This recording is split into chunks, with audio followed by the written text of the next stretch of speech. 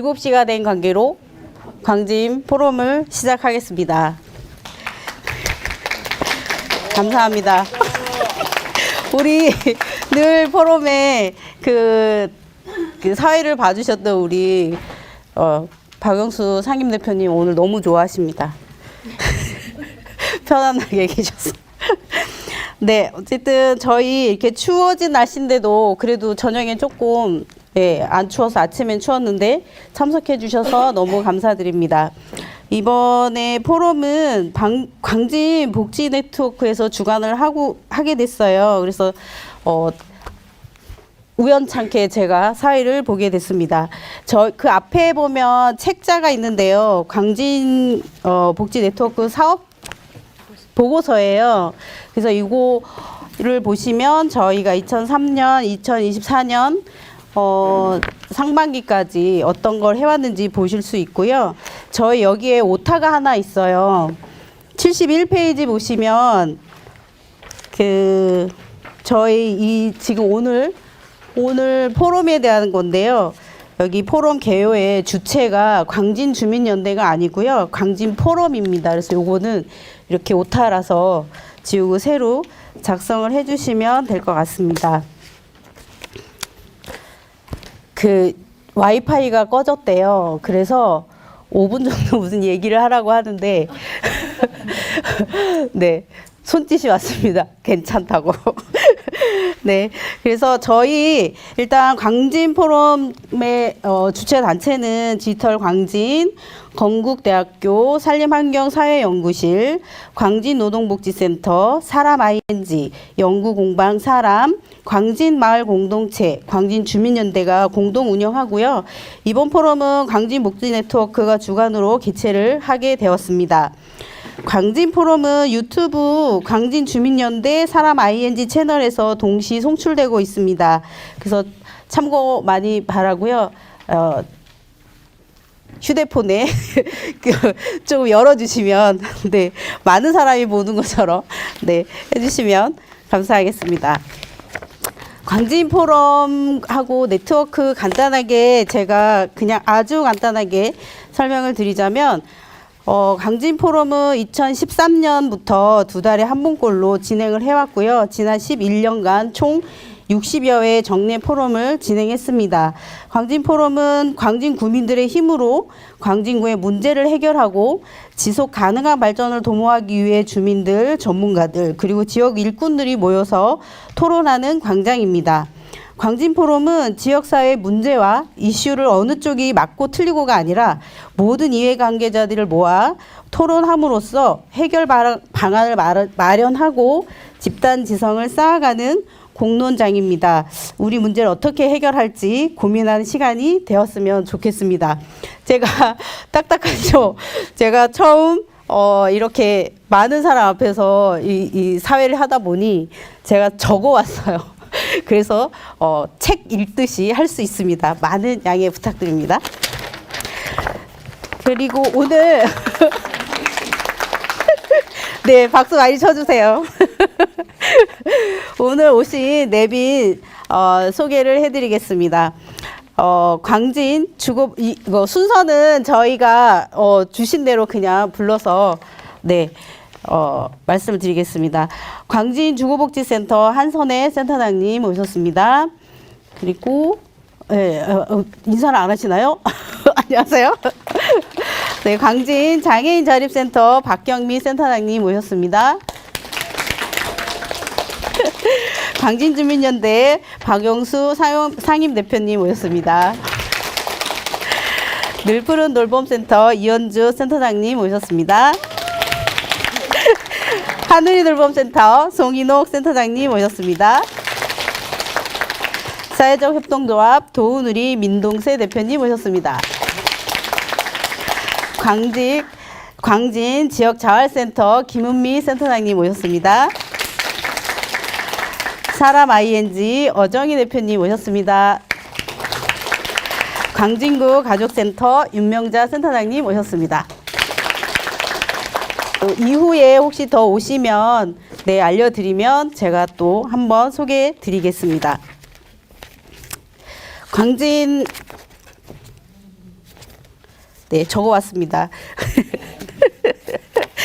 광진복지 네트워크는요, 저희 그 네트워크 역사를 우리 대표님이 주셨는데, 거기에는 2004년 빈곤과 실업 문제를 해결하기 위한 지역연대를 시작으로 실무자가 참여하는 회의에서 2023년 책임자 회의로 전환하여 회의를 진행하고 있습니다.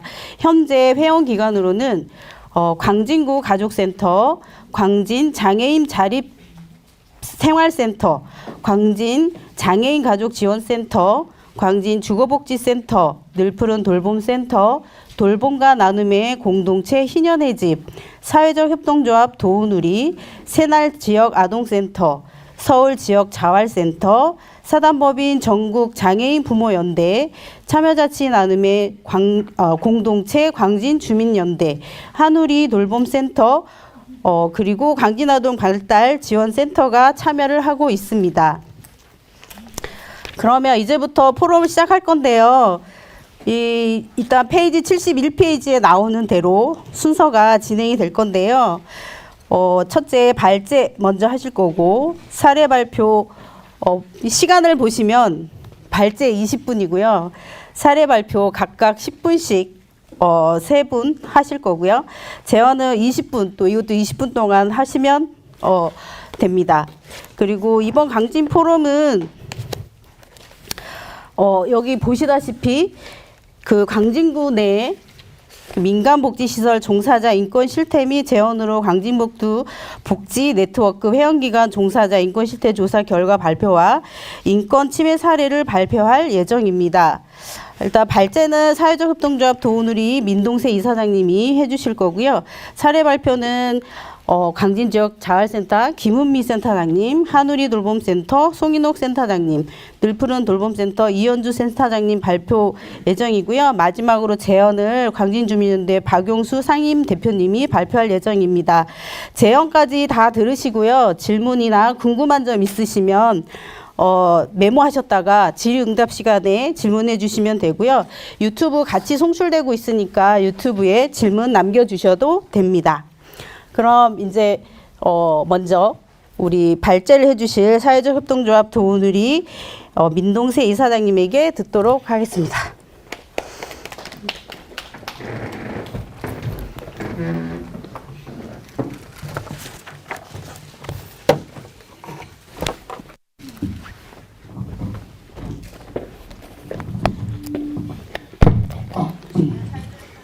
안녕하세요. 인사드리겠습니다. 네, 사회적 협동조합 도우누리에서 활동하고 있으면서 요즘 유튜버로 데뷔하고 있는 도우누리 TV를 검색하시면 도우누리에서 요즘 유튜브 채널을 막 만들고 있거든요. 같이 잘 보시면 좋을 것 같습니다. 네, 저는 오늘 광진복지 네트워크 종사자 인권 실태조사 결과에 대해서 결과를 발표드리도록 하겠습니다. 정해진 시간이 20분으로 마이크가 저를 거부하는 것 같습니다. 길게 드릴 걸 그랬나 봐요. 네. 시간이 20분 정도로 제한되어 있기 때문에 자세한 내용은 자료집을 참고해 주시면 좋을 것 같고요. 다만 조금 이따 말씀드리겠지만 자료집에 잘못 들어간 면이 한 면 있어서 그 부분을 다시 안내를 드리도록 하겠습니다. 조사의 개요와 조사 결과, 그리고 그 결과에 대한 분석한 내용들, 그리고 이것을 정리하면서 느꼈던 의미나 한계에 대해서 이러한 순서로 말씀을 드리도록 하겠습니다. 우선 배경과 목적입니다. 광진복지 네트워크가 이제 2005년, 아까 이제 2004년 책임 실무자 모임 또는 2005년 지역단체 간의 연대활동, 아마 이거보다 더 거슬러 올라가면 2000년도에 이러한 모임을 해보자라고 해서 지역의 복지관들하고 만났었던 이러한 흐름들 속에서 광진복지 네트워크가 17개의 복지기관들과 단체들로 결성을 하였고 그 모임을 꾸준히 이어왔습니다. 그러던 중에 2022년도에 광진복지넷의 정체성에 대한 일부 구성원들의 고민이 심화되면서 23년 초에 작년이죠. 대표자 회의에서 그 참여조직의 재조직을 결정을 했습니다. 그래서 다시 한번 광진복지 네트워크의 정체성을 지역복지 운동을 하는 그러한 정체성을 명확하게 하고 이 네트워크에 참여하는 단체들 또는 기관들로다가 재구성을 하면서 그렇다면 어떠한 활동들을 좀 더 집중적으로 할 것인가에 대한 논의를 했고요. 실제 2023년 1월서부터 현재까지는 대표자들이 매월 1회씩 한 번도 빠짐없이 모임을 하면서 주로 한 2년 정도 사이를 두고서 말씀드린 게 아마도 오늘 나눠드리는 사업보고서의 내용일 것 같습니다.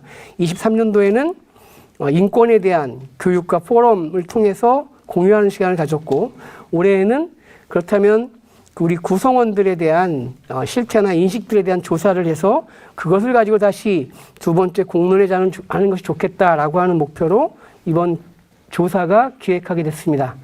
작년도에 있었던 전 단계의 1차 공론장이라고 보시면 될 것 같고요. 오늘 이 자리가 두 번째 2차 공론장이라고 얘기할 수 있을 것 같습니다. 1월 달에 대표자 회의에서 중점 과제를 종사자 인권 실태조사로 정하고 그 후 대표자 회의 그리고 그 인권 실태에 대한 설문지들을 초안을 작성하고 그다음에 배포하고 수거를 하는 과정을 갖고 그 과정에서는 대표자들이 인권 실태에 대한 사전 연구 자료들을 좀 모아서 같이 학습하는 이러한 시간도 가지면서 우리의 내용성을 조금 더 깊게 가지려고 노력을 해왔습니다. 그리고 조사된 결과들에 대해서도 내부적으로 1차 통계한 내용을 대표자 회의에서 토론을 하고 이 결과를 어떻게 해석할까 이러한 토론들을 하면서 오늘 이 자리에 발표 자료를 만들게 됐다라고 하는 과정을 말씀드립니다. 그런 과정들에 대한 사진이라고 볼 수 있고요. 그럼 지금서부터는 구체적으로 조사에 대한 내용입니다. 먼저 설문지 구성인데요. 설문 내용은 조사에 대한 개요 부분이 하나가 있고요. 그리고 응답자에 대한 일반적 특성이 9문항, 종사자 인권에 대한 문항이 2문항, 그리고 인권 교육에 대한 사항이 4문항, 그리고 종사자의 위험, 여기서는 이제 저희가 폭력을 포함한 위험 상황이라고 규정을 했고요. 이에 대한 것이 2문항, 그리고 나머지 2개는 실제 경험인데 폭력을 경험한 그러한 그 피해를 경험한 것, 그리고 성희롱의 피해를 경험한 내용에 대해서 설문지로 구성을 했습니다. 먼저 그 총 13개 단체 294명이 설문에 참여를 했고요. 주로 참여한 분의 일반적인 특성은 주로 여성이면서 기혼자들이었고 평균 연령은 52.9세 정도가 됐습니다. 대체적으로 일반적인 학력 수준에 대한 분포를 보였고요. 그리고 근로자의 지위를 보면 기간제와 무기직이 거의 비슷한 구분으로 되어 있어서 아마도 이제 소규모 센터나 이런 조직들이 그 보조금 형태로 가다 보면 기간제의 근로가 될 수밖에 없기 때문에 그러한 것이 한 반 정도 차지하고 있다라고 봤고요. 직위별로 보면 서비스직이 70%, 그리고 사무관리직이 한 30% 가까이 이렇게 되어 있고요. 그리고 직군별로 보면 활동지원사가 33%, 그리고 사회복지사, 생활지원사, 요양보호사 순으로 분포를 보이고 있습니다. 설문에 참여한 응답자들의 대체로 10년 이상 경력자가 22.5%를 차지하고 있어서 광산에서에 있는 회원단체 구성원들이 꽤 같은 곳에서의 재직 기간이 길다라고 하는 것을 조금 생각할 수 있었습니다. 그리고 경력은 사회복지 경력이고 재직은 현재 소속된 기관에서의 재직 기간을 말합니다.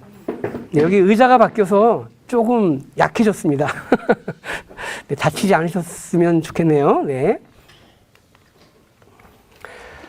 그러면 지금서부터는 조사한 내용, 설문한 내용에 대한 결과입니다. 먼저 인권 보장에 대한 인식인데요. 한 명이 이제 사용할 수 없는 응답자였고 293명의 유효 응답자 중에서 81.2%가 내가 소속된 기관에서 인권을 보장받고 있다고 생각한다. 이렇게 답변을 했습니다. 여기 보시면 그 보장받는 편이다까지를 합쳐서 이제 이런 10명 중에 8명 정도가 나는 현재 내 기관에서 인권을 보장받고 있어 라고 답변했다라고 얘기할 수 있고요. 그럼에도 불구하고 그 한 2.7% 정도는 그렇지 못하다라고 얘기했는데 그 내용, 그 영역은 이제 정기적인 유급휴가를 포함하여 휴직이나 여가를 누릴 권리에 대해서 좀 많이 못 받고 있다라고 답변을 했습니다. 아마 이것이 아마도 이제 광산의 새 회원단체가 좀 소규모 시설이나 센터에 해당되기 때문에 이렇게 답변한 분들이 있지 않나라는 생각들이 좀 들었습니다. 여튼 응답자들의 인권 보장에 대한 정도를 5점 척도로 환산해 봤더니 4.17점으로 해서 낮지 않은 점수를 보였다라고 볼 수 있고요. 두 번째는 인권 교육에 대한 실태인데요. 저희가 물어본 건 23년도 지난 1년 사이에 인권 교육을 얼마나 받았는가라고 물어봤습니다. 이 질문에 대해서 87.9%가 평균 1.58회.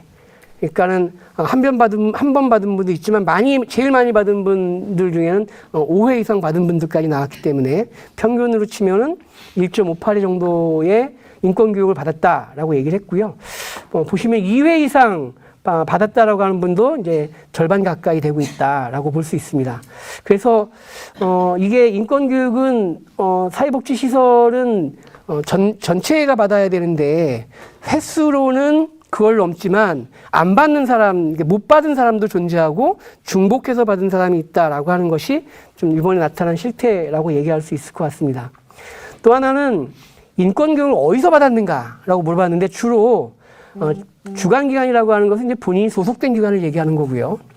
관련된 교육기관이라고 하는 것은 이제 이런 인권 교육을 전문적으로 하는 교육기관들이 와서 이제 설명하고 이런 내용을 얘기합니다.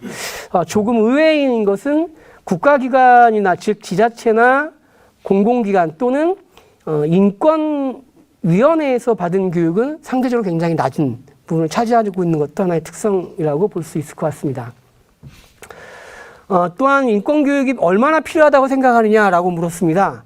292명 중에 82%가 인권교육이 필요하다고 생각을 했고 부정적인 의견은 2.7% 정도에 그치고 있다라고 통계적으로는 저렇게 나왔지만 계속 말씀드리지만 인권교육은 사회복지시설은 종사자는 의무적으로 받아야 되는 교육이기 때문에 저 2.7%가 어떤 의미가 있는지에 대해서는 한 번 더 생각해 봐야 되지 않나 싶고요.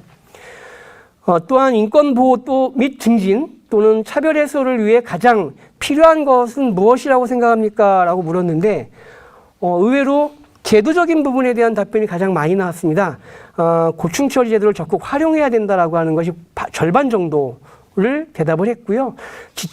관련된 지침이나 관련된 제도 마련을 요구해야 된다. 또는 가해자가 2차 그 피해가 없도록 분리하는 방안들에 대한 요구를 해야 된다라고 하는 것들을 좀 주된 대안으로다가 답변을 했습니다. 이어서 세 번째는 종사자가 위험을 경험한 정도입니다. 그러니까 내가 소속된 기관에서 업무를 보면서 위험한 상황에 얼마나 맞닥뜨렸는가라고 하는 정도를 물어보는 질문이었습니다. 여기에 대해서 그 소속된 기관에서 위험을 경험하거나 여기 보시면은 전체적으로 보면 그 거의 없다라고 하는 것이 있지만 저희는 이 위험이라고 하는 것 자체가 갖고 있는 피해 정도가 중하다고 보기 때문에 여기 그 경험한 편이다라고 한 분들에 대해서 더 조명을 해봤는데요. 8.2%인 24명이 소속된 기관에서 위험을 경험했고 4명은 자주 경험한다라고 답변을 했습니다. 그러니까 오히려 많은 부분이 그러한 정도가 낮다라고 얘기했지만 그 자주 경험한다라고 하는 사람도 있다라고 하는 것도 이제 오히려 그 부분을 좀 조명하는 것이 필요하지 않을까라고 해서 시각을 그쪽으로 돌려서 좀 분석을 해봤고요. 그 위험을 경험한 대부분의 절반 이상이 그 가해자가 즉 위험한 상황을 만드는 사람이 이용자나 그 가족으로부터의 부당한 대우라고 답변을 했습니다. 보시면 이제 1순위에 대한 답변인데 53% 정도가 이용자 가족으로부터의 부당한 대우라고 얘기를 했고 그 다음에 이제 직업적 특성에 대한 신체적 질환 그리고 이제 동료나 하급자로부터의 부당한 대우가 내가 위험을 느꼈다라고 대답을 했습니다. 이제 지금서부터는 이제 실제 피해를 본 경험이 있는가라고 물어봤는데요. 역시 이제 이 부분도 뭐 대부분은 그러한 경험이 없다라고 대답을 했습니다. 그래서 피해를 보았다라고 한 그 나머지 분들에 대한, 나머지 응답자에 대한 12.2%에 대한 것만 좀 분석을 해봤는데요. 한 41명이 폭력 피해를 경험했다라고 얘기했고요. 이게 사람 수를 풀고 나면 적은 숫자는 분명히 아니라고 생각을 합니다. 왜냐하면 이것은 실질적인 피해를 경험했다라고 답변한 내용이기 때문에 그렇고요. 그리고 다만 이제 그 유형이 뭐 이렇게 언어나 정서적인 폭력이 대부분을 차지하고 있다라고 하는 거고요. 근데 그럼에도 불구하고 그 중에는 신체적 폭력과 성적 폭력에 대한 것도 유형으로다가 경험을 했다라고 얘기해서 그 중요성들을 다시 한번 생각해 봐야 되겠다라고 봤고요. 마찬가지로 폭력을 행한 가해자가 누구인가라고 하는 질문에 이용자 및 이용자 가족이 75%를 차지하는 것으로 나타났습니다. 그러니까 이제 사회복지 현장이라고 하는 것이 사회복지 서비스 또는 사회복지 정책과 제도를 주고받는 관계와 또는 서비스를 제공하는 조직 내에서의 구성원들 간에서의 관계들 안에서 이러한 내용들이 피해와 가해의 상황이 될 텐데요. 우리는 대부분 우리에게 서비스를 받는 분들로부터 이러한 경험을 받고 있다라고 하는 거고, 다만 동료들에게도 이제 그런 상황들을 피해를 당한 경험이 있다라고 하는 것도 주목할 만한 내용이라고 봅니다. 순위별로 봤을 때의 이것을 준 내용은 저희가 토론을 통해서 그리고 사전 기존의 어떠한 연구된 결과들을 학습하는 과정에서 이번 설문조사를 통해서 어떠한 결과를 유추할 것인가라고 하는 토론을 했는데, 그 결과가 결국 대안을 만든다면 조직 문화의 변화를 통해서 인권에 대한 감수성을 높이거나 여건과 환경들을 좀 더 좋게 만들지 않을까라는 내용이었습니다. 그래서 설문지의 제목도 조직 문화 개선을 통한 뭐 이렇게 잡았는데, 근데 보면은 이 해결책으로 내어놓는 내용이 조직 문화 개선이라고 하는 것은 이제 후순위에, 전체적으로 아주 후순위는 아니고 그냥 4번째로 답변을 했는데 종합적으로 4순위입니다.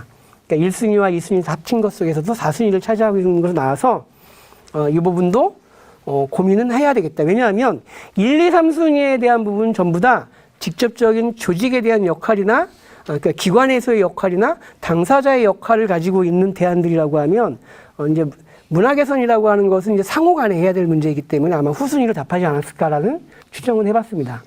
마지막으로 종사자가 근무하는 여기 때는 3년 이내라고 물어봤는데요. 네, 15분이 지나가고 있습니다. 5분 남았기 때문에 성희롱 피해 정도에 대한 것인데, 역시 마찬가지로 소수이긴 하지만 성희롱과 성폭력 피해를 경험한 사례가 있다라고 대답을 했고요. 주로 언어적인 성희롱이라고 얘기했지만 극히 드물게에는 육체적 성희롱과 성적 괴롭힘도 대변을 한 것을 우리가 주목할 필요가 있다라는 생각이 들었습니다. 이런 결과가 나왔고요. 역시 마찬가지로 그 가해자는 이용자 및 이용자 가족이 88%를 차지해서 어떻게 보면 더 많은, 아까 폭력 피해보다 더 많은 부분을 서비스의 또는 사회복지 서비스 이용자와 그 가족으로부터 노출되어 있다라고 볼 수 있을 것 같습니다. 성희롱 피해에 대해서 그럼 어떻게 조치했는가라고 하는 부분인데요. 안타깝게도 대부분은 소극적으로, 그냥 알리지 않고 넘어가거나 또는 동료 간에서 그냥 이렇게 끝내거나, 아주 적극적으로 외부 기관에 알리거나 요구하는 사항들은 매우 낮은 차원으로 사과 처리를 하거나 뭐 이런 부분들은 굉장히 낮게 나왔다고 하는 부분들도 하나의 주목을 끄는 그 내용이라고 볼 수 있을 것 같습니다. 이어서 그러한 조사 결과들을 가지고 전체적으로 이제 통계적으로 의미가 있는 부분이 무엇일까라고 하는 부분을 좀 분석해 봤습니다. 여러 개를 쭉 분석해 봤는데 의미 없는 부분들은 빼고 통계적 의미가 있는 나온 내용만 몇 가지만 보면은요. 기관에 대한 인권 보장에 대한 인식, 그리고 인권 교육의 이수 여부, 그리고 위험을 경험한 정도, 폭력 피해를 경험한 사례, 성희롱 피해를 경험한 사례의 이러한 5가지 요소들이 직위별로 봤을 때의 연관성이 있더라라고 하는 내용입니다. 다시 말해서 직위에 따라서 인권 교육의 수료 정도, 위험에 대한 경험 정도, 폭력에 대한 경험 정도에 대한 차이가 통계적 의미가 있다. 통계의 내용은 뭐냐면 인권교육은 관리직과 현장 서비스직 사무직 순으로 인권교육 수료 정도가 차이가 있다는 겁니다. 다시 말해서 직군에 따라서 인권교육을 많이 받는 직군과 적게 받는 직군이 이거 통계적 의미가 있다. 다시 말해서 그 직군에 들어가면 적게 받더라. 이렇게 된다고 하는 거고요. 위험이나 폭력에 대한 경험이 아이러니하게도 관리직에서 가장 높게 나왔다고 하는 거고 그것이 통계적으로 의미가 있다. 여기서 통계적 의미수는 95% 수준이기 때문에 이게 사실 우리 토론 과정에서 나온 것과 다른 결과였습니다. 여기에 대해서는 좀 아마 대안과 사례 속에서 토론이 필요하지 않을까 이렇게 보고요.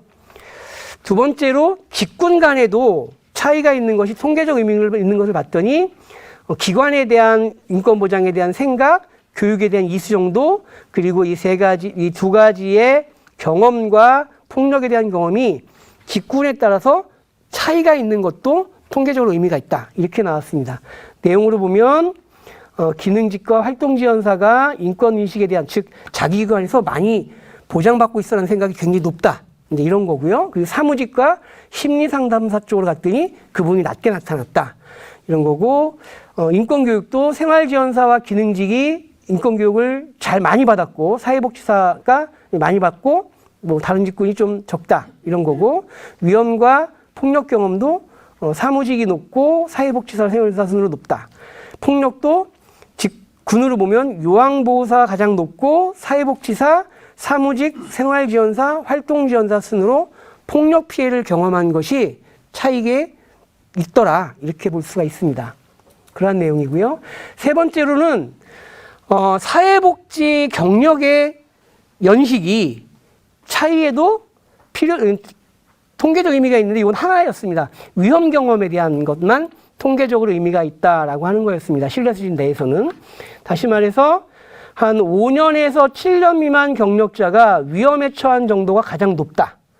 그리고 3년에서 5년 미만, 10년 이상 경력자, 1년 미만, 그리고 1년에서 3년 미만 경력자, 뭐 이런 순으로다가 낮게 나타난다라고 하는데 사실 요거는 표본수가 적기 때문에 이것을 명확하게 이 연차에 따라서 이 정도는 굉장히 높고 낮아라고 명확하게 단정 짓기는 어려울 거라고 생각을 했습니다. 또 하나는 각각의 요인별로의 연관성이 있는가를 봤는데요.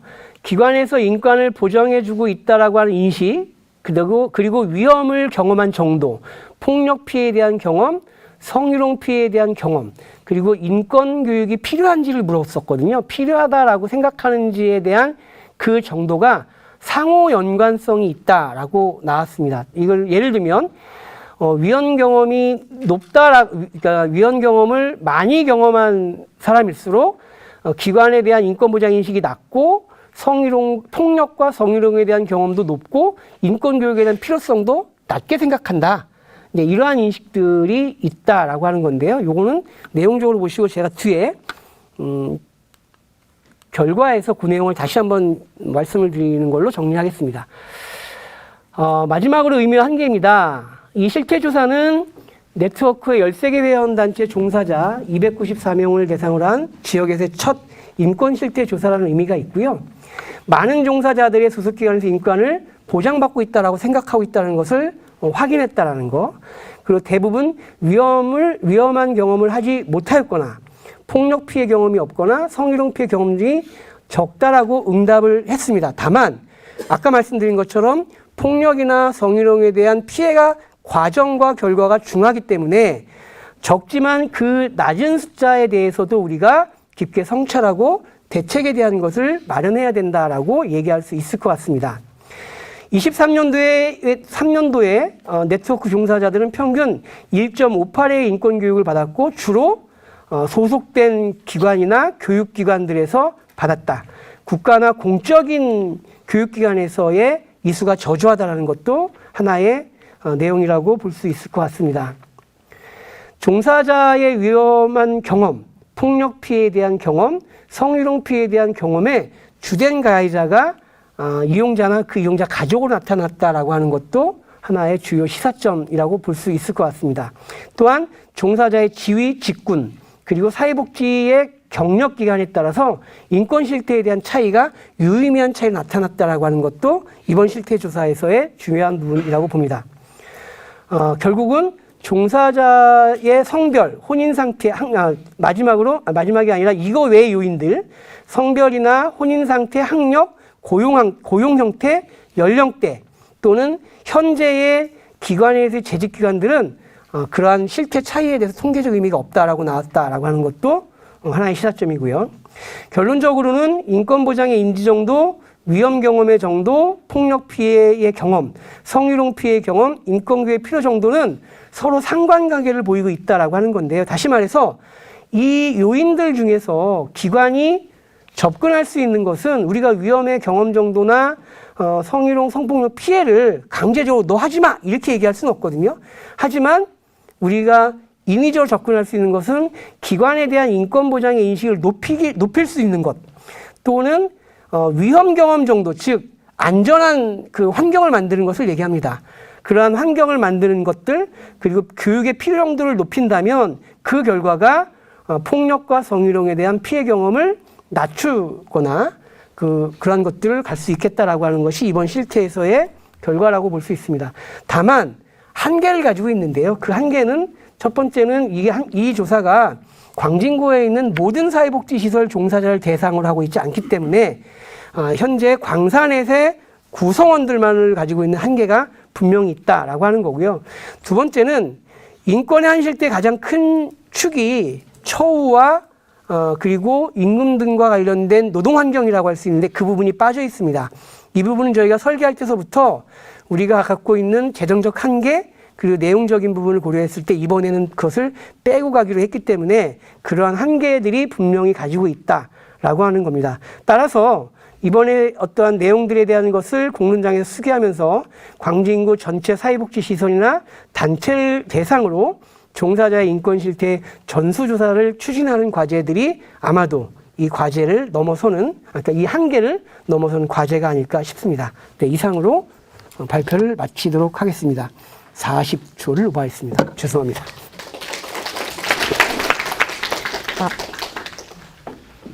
마이크가 안 되네요.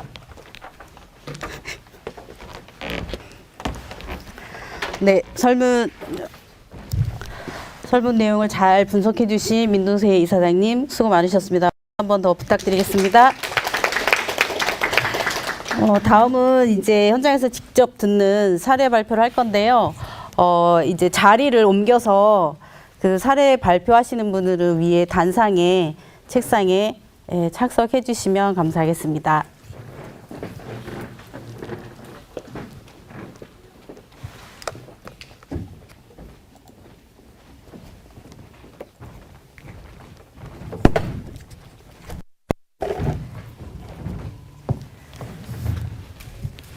이거 가야 되죠. 보내주세요.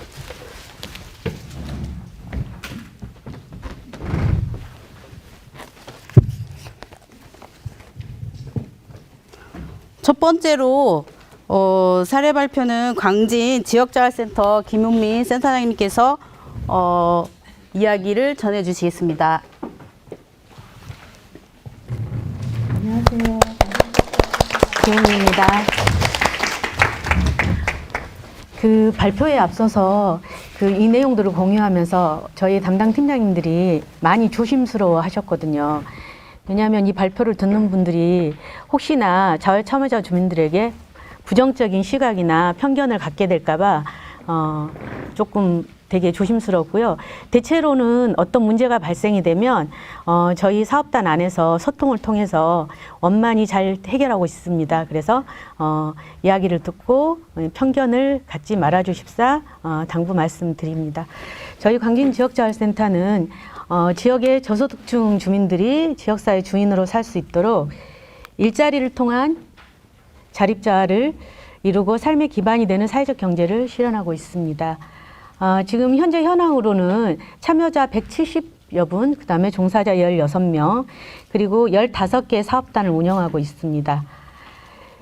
저희가 운영하는 사업단은 편의점, 식당, 빨래방, 카페, 배송, 카드 배송, 임가공 사업단, 다회용기 세척, 세차, 청소, 자전거 로스팅 사업단입니다.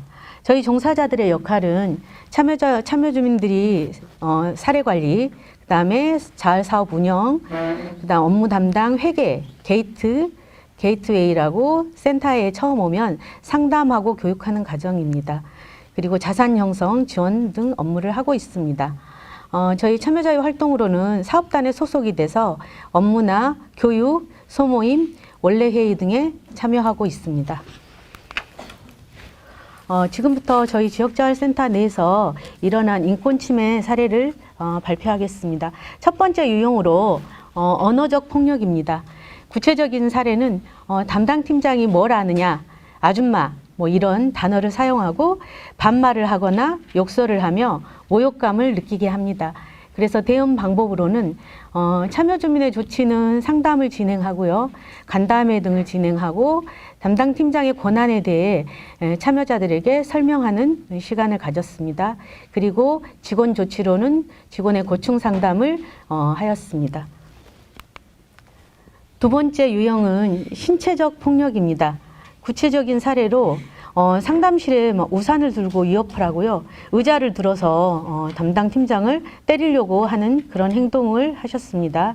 그래서 참여자분의 조치로는 폭력사항에 대해서는 조건 불이행으로 종결한다는 지침이 있으므로 종결 조치하였고요, 직원에 대해서는 고충 상담을 진행하였습니다.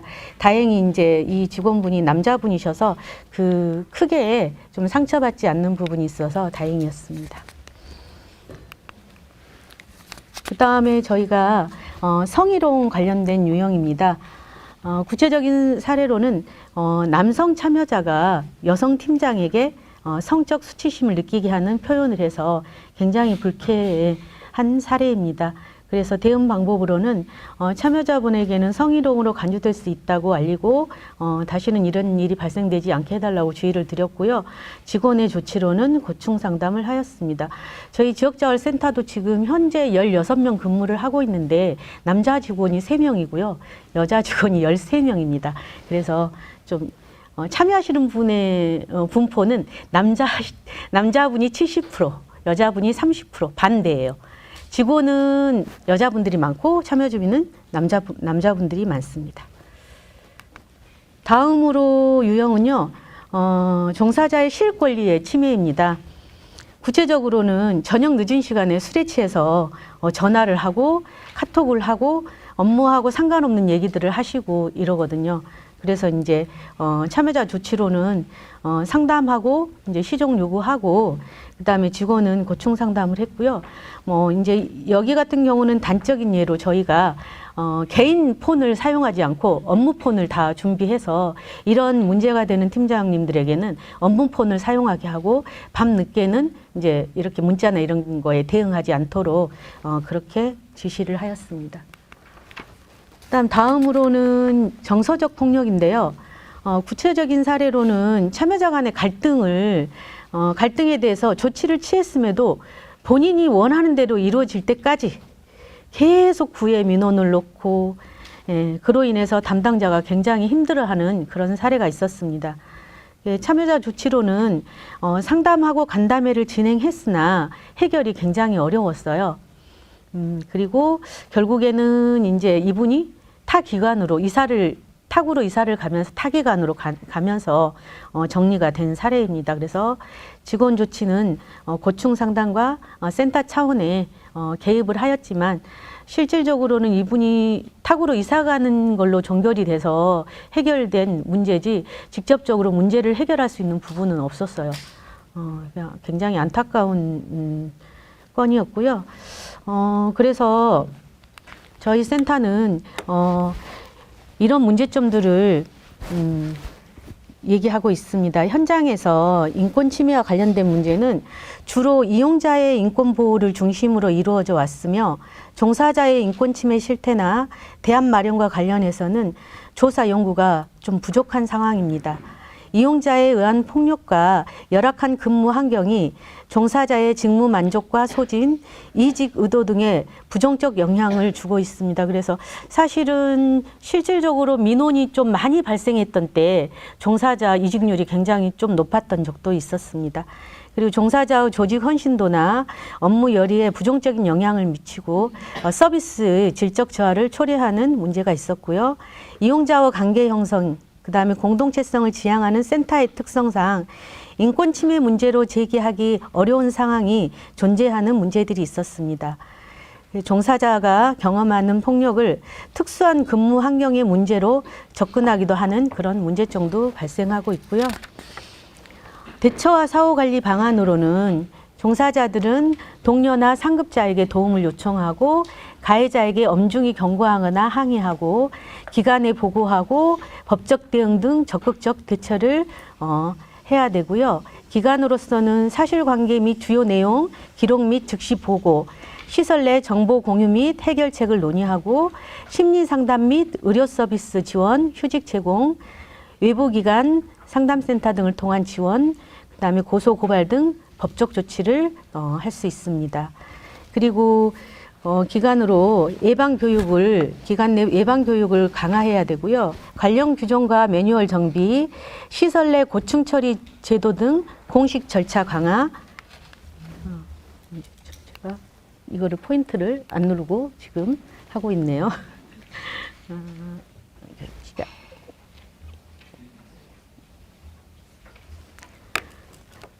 그 다음에 피해자 대상 심리 및 의료 지원 체계 강화, 피해자 보호를 위한 부서 이동 및 임시휴가 조치, 시설 내 안전을 위한 비상벨 등 인프라 강화, 지역 내 시설 내 조직 문화 개선 등의 방안들이 있습니다. 제안으로는요, 인권 경영을 도입하고 시설 특성에 따른 규정과 지침을 마련하면 좋겠고요. 이용자의 인권 보호에 초점을 맞추어져 있으나 시설의 이용자뿐 아니라 종사자의 인권을 함께 증진시킬 수 있도록 사회복지 시설과 관련된 모든 이해관계자로 대상의 범위를 확대해야 할 것입니다. 종사자 보호를 위한 행동 지침으로서 매뉴얼이 마련되면 좋겠습니다. 위기 발생 시 종사자가 대처할 수 있도록 권한을 부여하고 상황에 따른 구체적 위기 대응 매뉴얼을 제공하면 좋겠습니다. 그다음에 인권과 관련된 종사자 교육의 내용과 시간을 확대하면 좋겠습니다. 실효성 있는 교육을 위해 교육 시간을 늘리는 한편 교육 이수를 의무화하는 방안도 고려하면 좋겠습니다. 자활 참여자들에 대하여서도 인권 교육을 제공하면 좋겠습니다.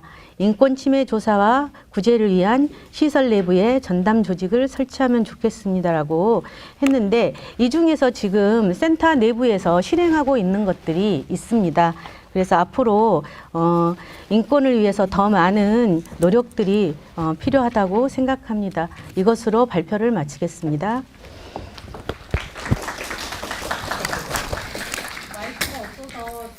소리가 잘 안 들린다고 하셔가지고 마이크 소리를 키우는데 잘 안 됐어요. 어쨌든 네, 그 사례 발표하시느라고 고생 많으셨습니다. 그 마이크를 전달을 해야 될 것 같아요.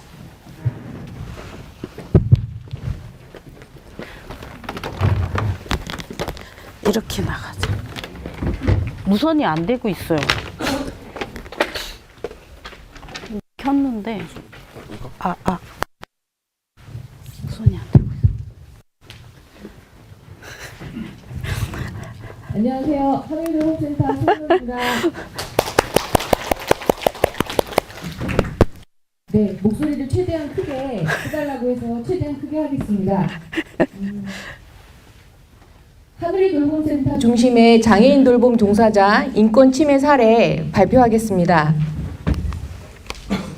하늘이 돌봄센터는 지역사회와 협동하는 돌봄 공동체를 운영 목표로 하고 있습니다. 주요 사업은 장애인 활동 지원 사업을 주요 사업으로 하고 있고요. 전체 구성원은 활동 지원사 200여 명, 사회복지사 포함 센터장 6명, 그리고 이용자 200여 명으로 구성된 그런 단체입니다. 바로 사례 발표해드리도록 하겠습니다. 첫 번째 사례는 무리한 업무 요구, 무시, 정서적 폭력 피해를 입은 활동지원사 사례입니다. 이용자와 이용자의 남편이 활동지원사에게 권위적으로, 일방적으로 하대의 태도를 가지고 과도한 업무 지시를 한 사례입니다. 이용자와 보호자가 활동지원사에게 주 2회 목욕해라, 손가락 마디마디 깨끗한 곳도 2번씩 비누칠하라, 머리 말릴 때는 미용사 전문가처럼 말려라 등으로 지속적으로 요구했습니다. 이때 이용자와 보호자는 본인들이 만족하지 못할 경우, 예를 들어 미용사의 머리 말림에 컬이 나오지 않을 경우 짜증을 내고 화를 내서 우리 활동지원사를 위축시켰습니다. 이 대응 방법으로는 우리 피해를 입은 활동지원사에게는 고충 상담을 지속했고, 이용자의 그 태도와 서비스의 업무 범위를 수시로 모니터링했습니다.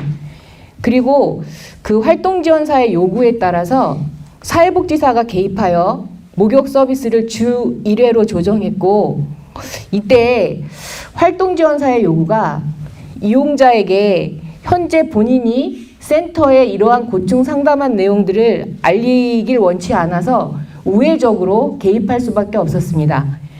그리고 가해자인 이용자와 보호자에 대한 조치로는 사회복지사가 직접 현장에 방문해서 이용자와 보호자에게 이용 안내문, 상호 협력 동의서, 관련된 문서를 가지고 재교육을 실시했습니다. 이 문서 내용에는 업무의 범위와 인권 보호, 서로 존중해야 됨에 대한 내용들이 명시되어져 있는 내용입니다. 바로 이어서 사례 2번째 발표하겠습니다. 2번째 사례는 폭언, 욕설, 정서적 폭력 피해를 입은 사회복지사 사례입니다. 첫 번째는 활동지원사가 사회복지사에게 전화로 욕설한 사례입니다.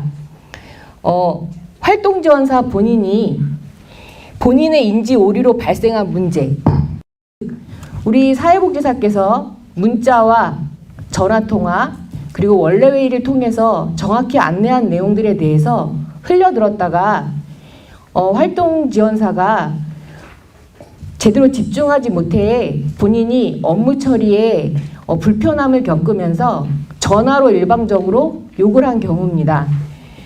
그리고 일방적으로 전화로 욕을 하고 끊었습니다. 이 욕설 내용은 맨 끝에 연이라는 단어가 들어간 그런 폭력적인 언어를 사용하였습니다.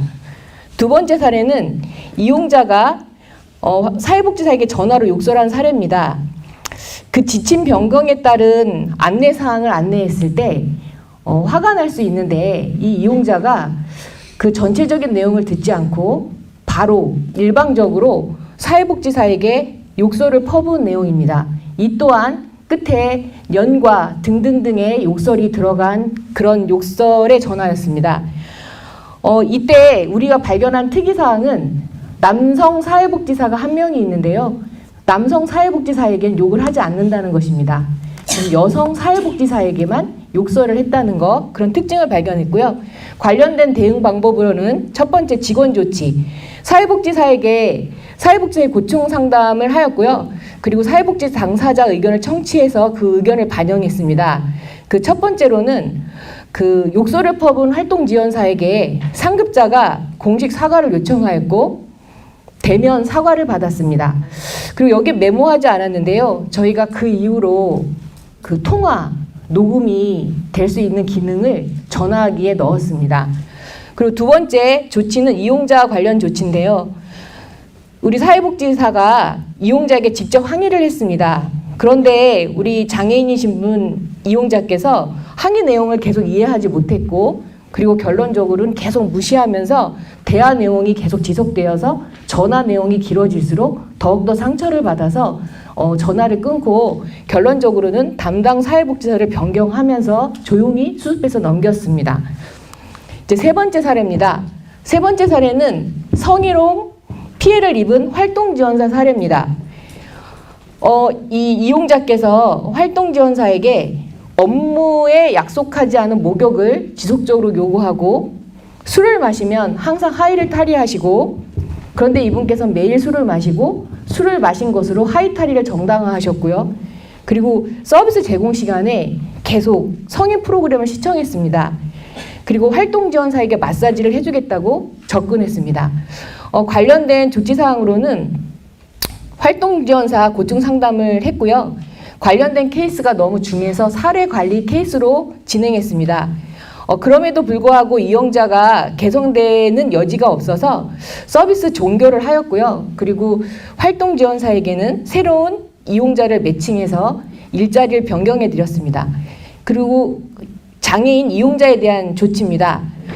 사회복지사가 직접 현장에 방문해서 성희롱 예방 재교육을 실시했고요. 그리고 지속적인 방문 관리를 했습니다. 그 알코올릭 그 상담 센터하고도 연결하는 노력들을 하였는데요. 개선되지 않아서 서비스를 종결을 했고 다행히 이용자가 서비스 종교를 수용해서 종결할 수 있었습니다. 그 현재 하늘돌봄센터에서 예방하고 관리하고 있는 인권 침해에 대한 방법입니다. 하늘돌봄센터는 이용자와 보호자에게 예방 교육을 실시하고 있습니다.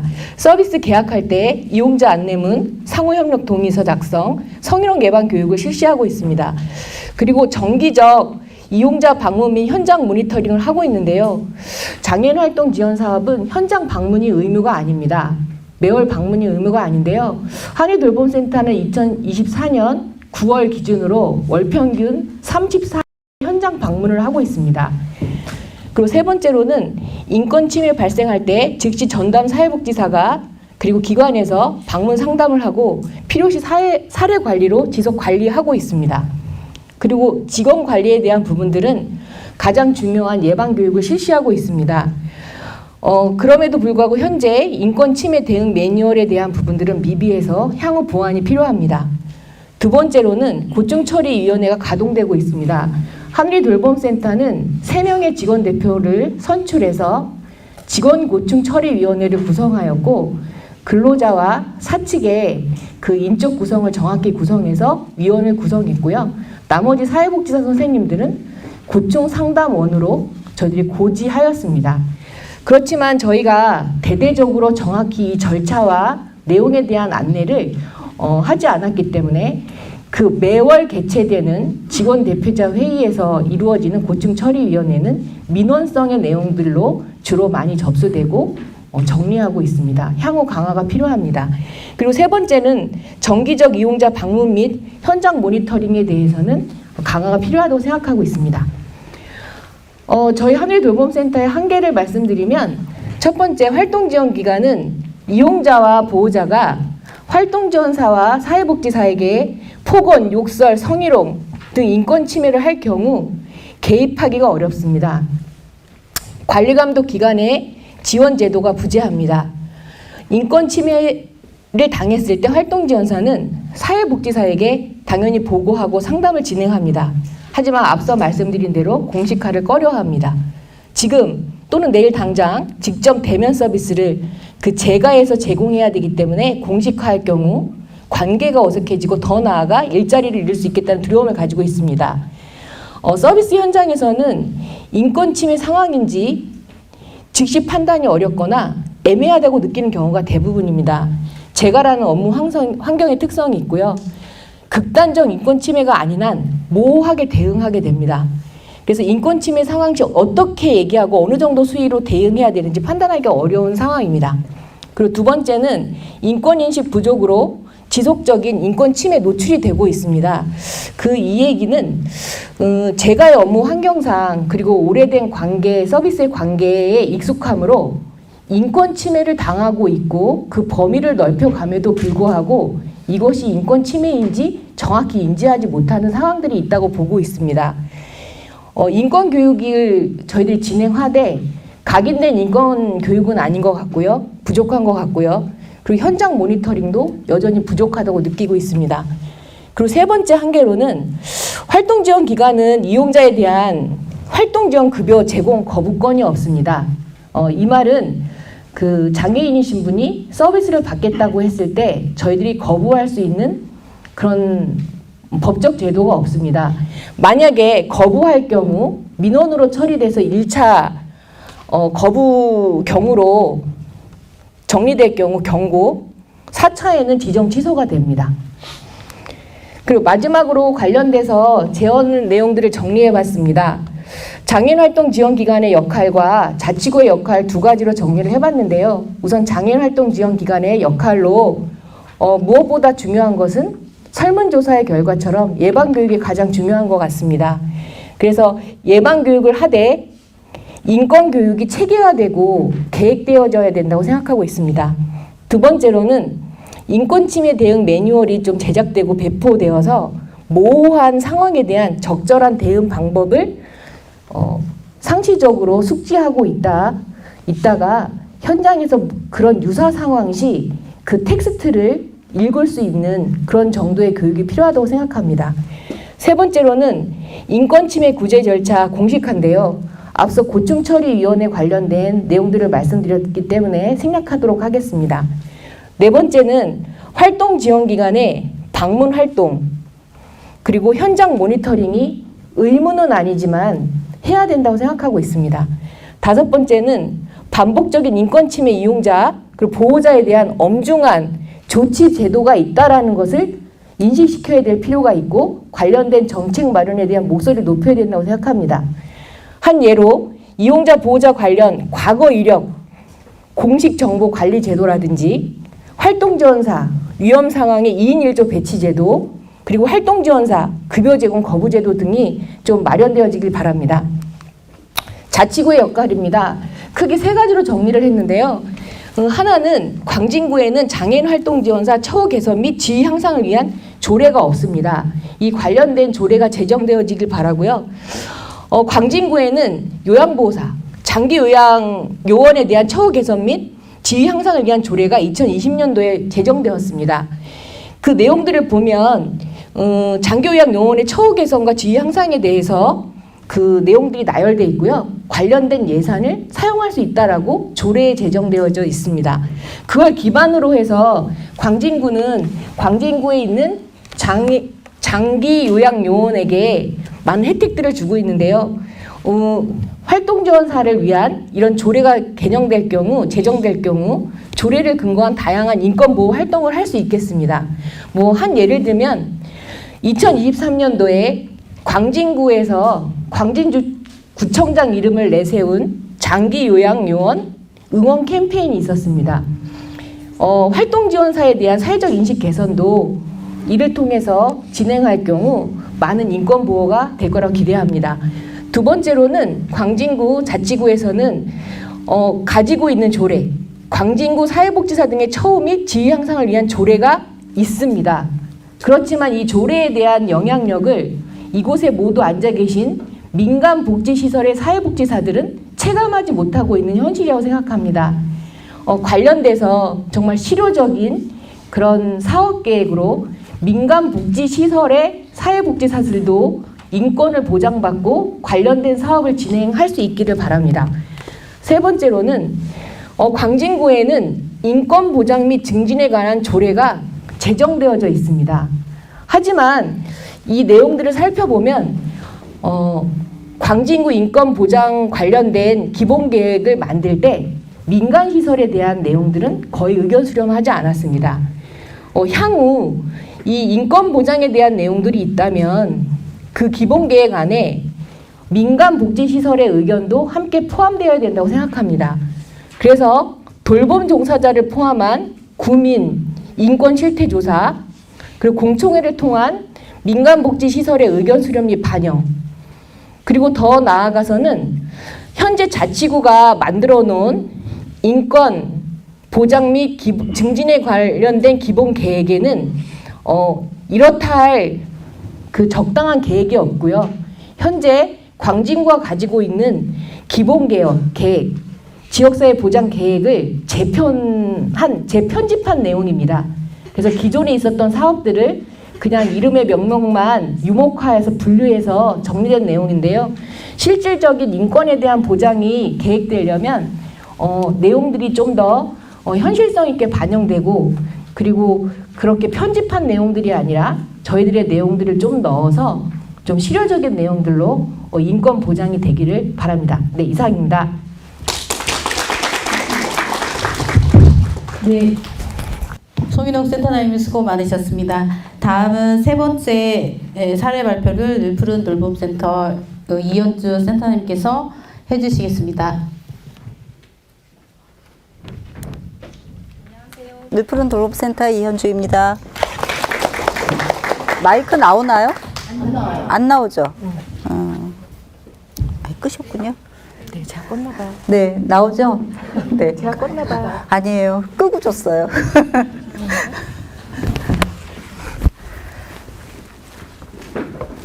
송인옥 센터장님이 장애인 활동지원사의 인권 침해 사례를 얘기하면서 장기요양요원을 굉장히 부러워하시는 것 같습니다. 부럽습니다. 네. 그래서 저희는 처우 개선 조례도 있고, 그 다음에 여러 가지 법령에서 장기요양요원의 인권을 보호한다고 하지만, 현장의 실태는 그렇지 않다는 것을 말씀드려야 될 것 같습니다. 네. 그 늘푸른 돌봄센터는, 잠깐만요. 네, 좋은 돌봄을 제공하는 즐거운 일터 공동체를 지향하고 있습니다. 저희 주요 사업으로는 재가장기 요양 사업으로 방문 요양, 방문 목욕, 주야가 보호 서비스를 제공하고 있고요. 1인 독거 노인들의 안전안부 확인하는 노인 맞춤 돌봄 서비스, 가사 간병 방문 서비스, 돌봄 SOS 서비스 여러 종류를 하고 있는데요. 이 내용들이 주야간 보호만 그 이용 시설로 오시는 거고, 나머지는 저희 직원이 한 160명 정도 되는데 대부분 그 방문을 해서 서비스를 제공하는 그런 역할들을 하고 있습니다. 그래서 방문하면서 업무를 하시기 때문에 이 사적 공간으로 들어가시는 거잖아요. 그로 인한 여러 가지 인권 침해가 발생하는 것 같습니다. 네, 첫 번째 사례 말씀드리겠습니다. 아주 비일비재하게 일어나고 있는 폭언, 무시, 업무의 요구사항입니다. 제가 사례를 노인 맞춤의 생활지원사와 요양보호사 이렇게 두 가지 사례를 이제 같이 들었는데요. 우선 생활지원사의 사례는 주로 생활지원사는 안부 확인하고 그 다음에 그런 자원 연계하고 이런 활동을 하고 있는데, 업무 범위가 아닌 목욕을 해달라, 등밀기를 계속 해달라 이렇게 말씀하시고, 계속 방 안에서 담배를 피운다거나 냄새가 너무 심해서 생활 개선을 요구했지만 그런 것들을 묵살하기가 계속됐고요. 그리고 뭔가 좀 그 개선안을 얘기하며 윽박 지르고 소리 지르고 무시하는 그런 행동들을 계속했습니다. 여기에 따른 직원 조치는 계속 고충 상담하고, 또 필요할 경우에는 생활지원사를 교체를 했는데, 이용자분에 대해서는 사회복지사가 계속 방문해서 이렇게 하시면 안 된다 말씀드리고, 더 이상은 생활지원사 가실 분이 없다. 네. 그렇게 해서 구청하고 얘기해가지고 결국은 종결하는 과정이 있었습니다. 방문 요양사의 폭언 무시 업무의 요구의 사례입니다. 어르신이 이제 요양보호사 이 방문 노동자 같은 경우에는 호칭의 문제가 굉장히 큽니다. 야라고 부르고, 음식을 해드려도 이게 뭐 이런 먹으라고 한 거냐 이렇게 무시하고 폭언을 하는 경우들이 있었고요. 이런 지속적인 폭언하고 무시하는 말투로 인해서 요양보호사가 가슴에 돌이 얹혀지는 느낌이라고 말씀을 하세요. 이런 것들이 자꾸 지속되면서 병이 되고 있다고 느끼고 계시고요. 업무의 요구로는 커튼 빨래, 아들 방 치우라고 윽박 지르고 가족 일을 계속 요구하는 사례들이 비일비재하고 있습니다. 직원 조치는 고충 상담을 지속하고 있고, 어르신 배치를 변경하고도 있는데, 이 고충 상담을 지속한다는 것이 얼만큼 이 가슴에 병이 되는 것을 치유할 수 있을지는 잘 모르겠습니다. 이용자 조치로는 여전히 저희도 팀장 방문하고 계속 상담하고 있고요. 하면서 어르신 요양보호사의 호칭 문제, 업무 범위 문제 이런 얘기들을 지속적으로 안내해드리고는 있습니다. 사례 유형 두 번째로 성희롱입니다. 생활지원사 선생님이 방문을 하면 때 맞춰서 팬티만 입고 이렇게 나온다거나, 그 다음에 이쁘다, 뭐 내 스타일이다 이런 식으로 해서 성적 수치심을 느끼게 했습니다. 직원 조치는 고충 상담하고 담당 생활지원사를 일단은 이제 업무 교체를 해보는 거거든요. 다른 분들은 또 잘 적응하실까 싶어서.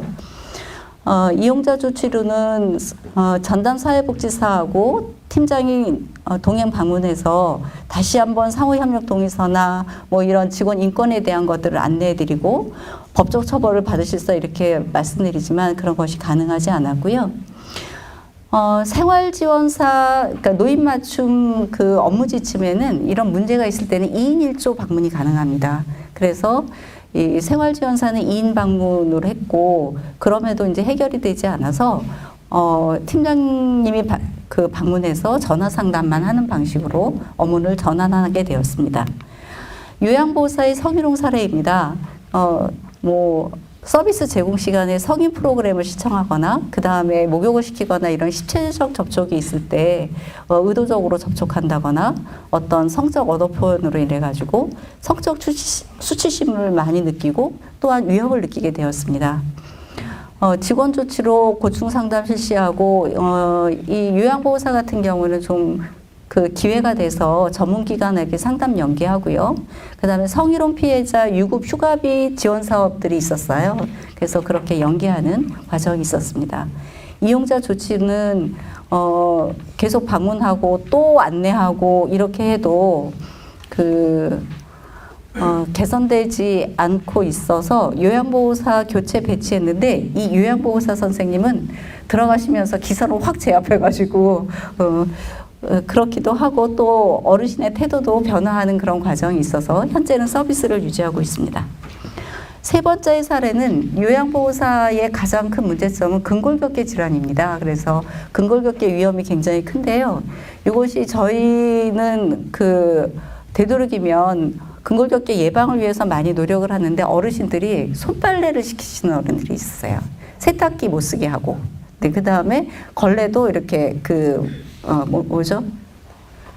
무릎으로 해서 이렇게 손걸레질 하라고 하시고 이러면서 손가락이 많이 아프고 그 다음에 이 손목이 많이 아픈 이런 사례가 있는데요.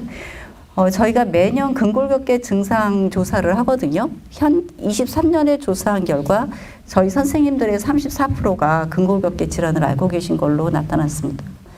직원 조치 사항으로는 저희가 노인 일자리 선생님이 있어서 돌봄 인력을 추가 배치해서 지원을 한다거나 그 다음에 의료적 처치를 받게 하고 휴식 및 스트레칭을 권유하면서 예방과 치료를 같이 병행하는 과정이 있었습니다. 이용자 조치 사항은 이렇게 말씀을 드려도 세탁기 구입 잘 안 하십니다. 네, 그래서 뭐 어떤 경우에는 저희가 세탁기를 구입해 드리는 경우도 있고 이렇게 조치를 하고 있습니다. 그 밖에도 CCTV 설치 문제가 있습니다. 요새 CCTV 많이 설치들 하시거든요. 그런데 사전에 고지하지 않습니다. 그로 인해서 굉장히 나중에 알게 돼서 당황하는 경우도 있고요. 감염병에 노출되는 사례들이 있죠. 결핵이나 오음, 피부병 이런 것들을 사전에 들어가기 전에는 알지 못하기 때문에 들어가서 감염병에 노출되는 경우도 있습니다. 또 하나는 폭력 전과나 이런 범죄 상황이 있어서 그거를 사전에 알 수 없기 때문에 이제 배치되고 난 다음에 위협을 많이 느끼고 두려움을 느끼는 상황들이 있습니다. 이런 상황에 있어서 기관의 역할은 초기 상담에 이용자의 상태를 제대로 잘 파악하고 그런 환경 상태도 잘 파악하는 것이 필요하고요. 필요하다면 사전에 조치하고 요양보호사에게 정확한 정보를 전달하는 것도 필요하다고 생각합니다. 이용자로서는 CCTV 같은 경우에는 개인정보보호법에 대해서 설명하고 촬영의 동의서를 받도록 해야 된다고 생각하고요. 이런 폭력, 그 다음에 성희롱, 근골격계 질환 이런 위험 속에서 필요시에는 2인 1조의 방문들이 제공될 수 있도록 해야 된다고 보고 있습니다. 예방 및 관리입니다.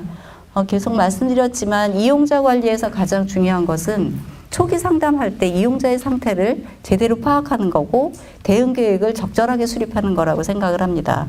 그리고 서비스 계약 시에 상호협력 동의서를 작성을 하는데 장애인 쪽도 마찬가지지만 여기서 뭐 호칭의 문제, 업무 범위의 문제, 그 다음에 상호 존중의 문제가 다 되어 있어요. 계약할 때는 다 서명하시지만 현실에서는 지켜지지 않는 그런 상황들이고요. 요양보호사 인권침해 발생 시에는 적극적으로 사회복지사나 기관에서 방문 상담하고 그거를 해결하려고, 그러니까 즉시 대응하는 것이 필요합니다.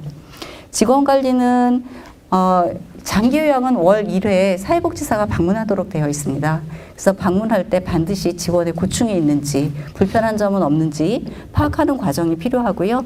직원 대표를 고충처리위원으로 선정해서 소통을 강화하는 것이 필요합니다. 인권교육과 그다음에 근골격계 질환 예방 활동은 저희는 1년 1회 증상조사하고 전문가 교육 1년 1회 하고 스트레치 생활화를 강조하고 있습니다. 아까 제가 장기요양은 장애인 활동 지원사들이 부러워하는 여러 가지 법령과 그것들이 있습니다. 노인 장기요양법에 보면 아주 장기요양 요원의 보호라는 조항이 있습니다. 그리고 뭐 인권 매뉴얼도 있고 노인 맞춤 돌봄 서비스는 안전관리 매뉴얼도 있고 매뉴얼들은 잘 되어 있어요. 그리고 저희 법인에서는 또 인권보호 규정들이 있습니다. 그리고 종사자 지원센터에서 발간되는 인권보호 매뉴얼, 성희롱 예방, 뭐 그다음에 권리찾기 수첩 이런 많은 예방 관리할 것들이 있는데요. 분명한 한계는 이런 법에 있는 것이 실질적으로 현장에서 실현되기가 어렵다는 것입니다. 어디냐? 이 포인트? 네. 장기요양 요원의 보호라고 되어 있는데 고충의 해소를 요청하는 경우에 업무의 전환 등 적절한 조치를 취해야 된다. 네, 해도 되고 안 해도 되는 거고요. 업무의 전환을 한다는 것은 또 다른 요양보호사가 그 자리에 들어가야 된다는 거죠. 그래서 이것은 절대로 해결점이 될 수 없는데 여기서는 장기요양 요원의 보호라고 해서 법에는 이렇게 명시되어 있습니다. 그리고 재가 장기 요양 기간도 이런 것에 구체적으로 이제 이용자를 잃을까봐 적극적으로 대응하기 어렵고 요양보호사도 일자리를 잃을까봐 참고 지내는 경우가 많기 때문에 인권 침해 문제가 수면에 드러나지 않고 묻히는 경우가 허다하다고 생각을 합니다. 재원으로서 장기 요양 기관의 역할은 인권 침해 시에 신속한 대응하고 그런 사후 관리 체계를 잘 구축해서 그것을 구축하는 것이 아니고 그 많은 매뉴얼, 그 많은 체계들을 제대로 가동하는 거라고 생각을 합니다. 그리고 2인 1조의 배치를 적극 활용해야 된다고 생각을 하는데 고시에는 되어 있습니다. 위험일 때는 2인 1조 배치한다고 하는데 보호자의 동의를 얻어야 돼요. 성희롱 있다고 배우자나 자녀분들한테 얘기하면 동의하지 않습니다. 그래서 2인 1조 배치가 현실적으로 되지 않는 거고요. 이용자에 대한 인권 교육을 강화해야 돼요. 그리고 장기요양기관에서는 직원들의 인권을 보호하는 것도 의무입니다. 그렇지만 현실적으로 이용자에 대한 인권 교육은 실시할 수 있다로 되어 있어요, 법에. 그런데 장기요양 요원들은 반드시 받아야 한다로 되어 있거든요. 그래서 여전히 이용자에 대한 인권 교육이 너무나 허용적이고 실질적으로 어떤 개선의 여지가 법령 속에서도 한계가 너무 많다 이렇게 보여집니다. 네, 지자체의 역할 강화로 올해 7월부터 이런 성희롱의 문제가 있으면 장기요양기관에서 제대로 조치하지 않았을 때 지자체에 알리면 지자체에서 장기요양기관의 장한테 제대로 개선해라 이렇게 얘기할 수 있습니다.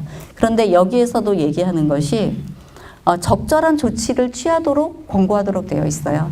특별한 규제가 없는 거죠. 그래서 이것이 얼마나 실효성이 있을까 고민이 되고 그나마도 이 지자체가 이런 역할을 할 수 있는 어떤 부서나 전담 창구나 이런 것들을 마련해서 제대로 홍보하고 실행해 나가는 것이 필요하다고 생각합니다. 또 하나는 전체적으로 장기요양 요원이나 이런 돌봄 문화에 있어서 인권 존중의 문화를 만드는 것이 중요하다고 생각이 들고요. 광진구에는 구에서 운영하는 장기요양기관이 딱 한 개 있습니다. 다른 구에 비해서 굉장히 적은 편이에요. 그래서 구립 재가장기요양기관을 좀 확대하고 이 구에서부터 운영하면서 장기요양 요원들의 인권 존중의 문화를 확대해 나갔으면 좋겠다고 생각을 합니다. 그리고 성희롱 피해자 등 비자발적 실업기관에 유급 휴가비 지원을 검토해 주셨으면 좋을 것 같습니다. 전체적으로 이제 부러워하시잖아요. 처우 개선 조례가 만들어져 가지고 현재 25개 자치구에서는 장기요양 요원의 처우 개선이 굉장히 활발하게 이루어지고 있어요. 그래서 광진구에서도 조금 더 선도적으로 장기요양 요원들의 인권 침해와 관련 지어진 다양한 활동들이 있기를 기대합니다. 감사합니다. 네, 수고 많으셨습니다. 사례 발표를 하시는 줄 알았더니 다 발제를 해오신 것 같은 그런 생각이 듭니다. 다음은 그 지금까지 들으신 사례를 어떻게 풀어가야 할지를 광진주민연대 상임대표이신 박용수 대표님의 제언을 들어보겠습니다. 앞에 제언들 많이 하셨기 때문에 실제 내용을 간단하게 좀 보고 지나가도 될 것 같습니다. 저 이제 인권 문제, 그 전에 인권 문제를 좀 바라보는 관점은 사실 290여 명의 통계에 대한 규모도 있지만 그보다 더 중요한 것은 실제 인권 침해를 받고 있는 사람이 우리 지역에 있다는 것, 그리고 그 침해는 일터라는 구조적인 문제, 이용자와 공급자의 구조적인 문제로 계속되고 있다는 것이 좀 더 심각한 문제다, 이렇게 좀 보고 있고요.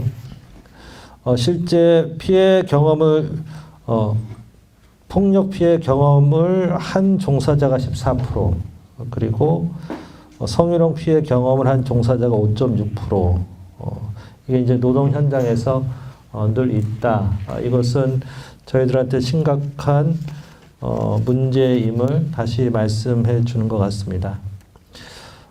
이 노동 현장에서의 일이라고 하는 것은 실제 인권 침해를 넘어서서 고용 불안과 해직을 야기하고 이는 생존의 문제까지 연결되어 있습니다. 그렇기 때문에 인권에 대한 문제이면서 생존의 문제이다, 이렇게도 볼 수 있을 것 같습니다.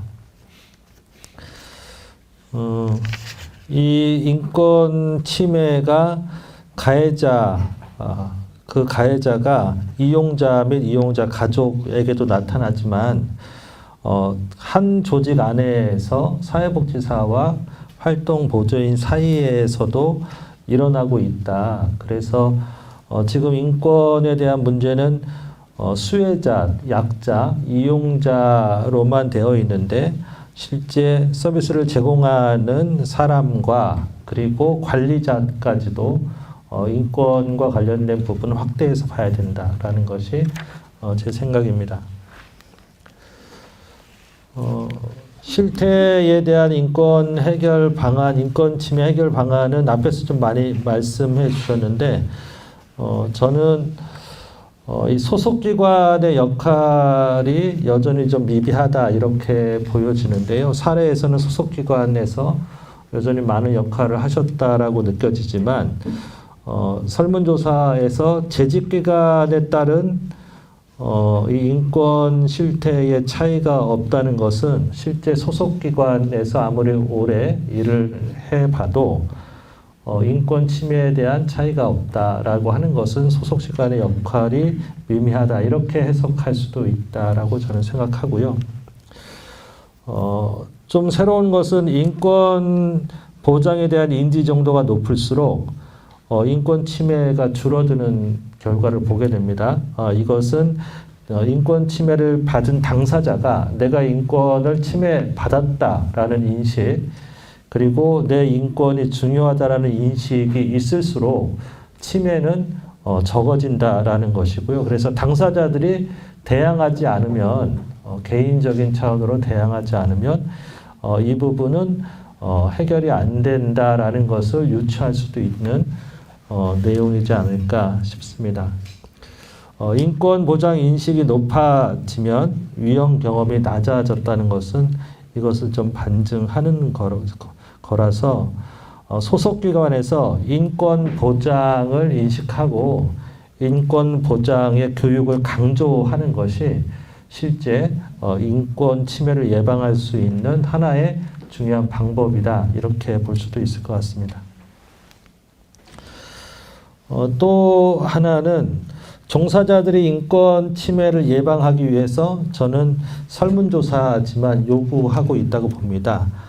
그 첫 번째가 인권 교육을 요구하고 있고, 그리고 인권 침해 해소를 위한 고충 처리를 요구하고 있고, 고충 처리 제도를 요구하고 있고, 그리고 가해자와 분리 방안 마련을 요구하고 있고, 인권 교육 강화와 외부 조직 창구 마련을 요구하고 있다. 이렇게 저는 요구되는 내용이라고 이해했고요.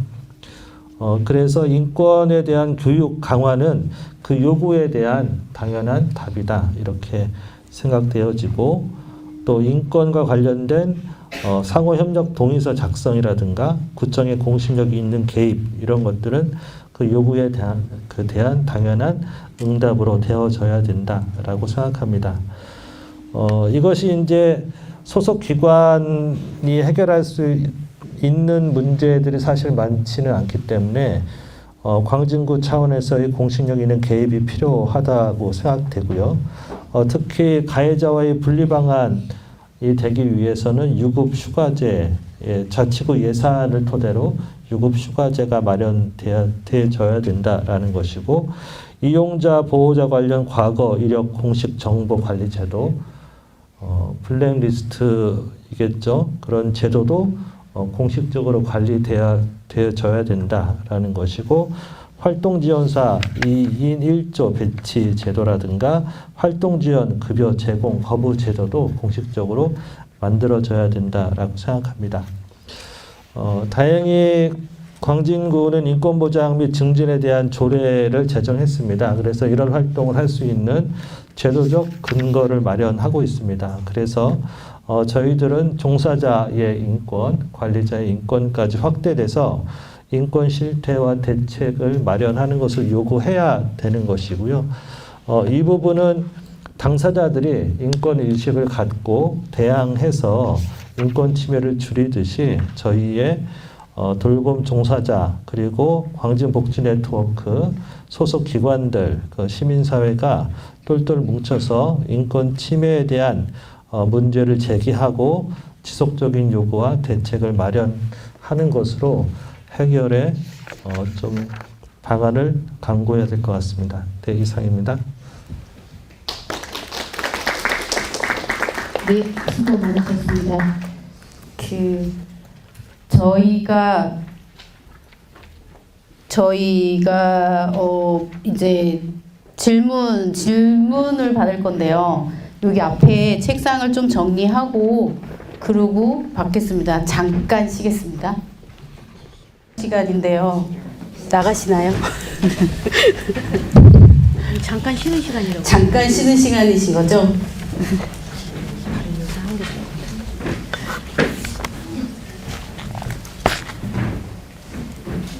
그래도 와보니까 우리 식구들이 많아서 좋긴 하네요. 제가 잘 진행이 좀 매끄럽지 못하더라도 어여쁘게 봐주시기 바랍니다. 혹시 지금 질의응답이나 궁금한 거나 아니면 제안 사항이나 이런 거 있으시면 손 들어주시면 감사하겠습니다.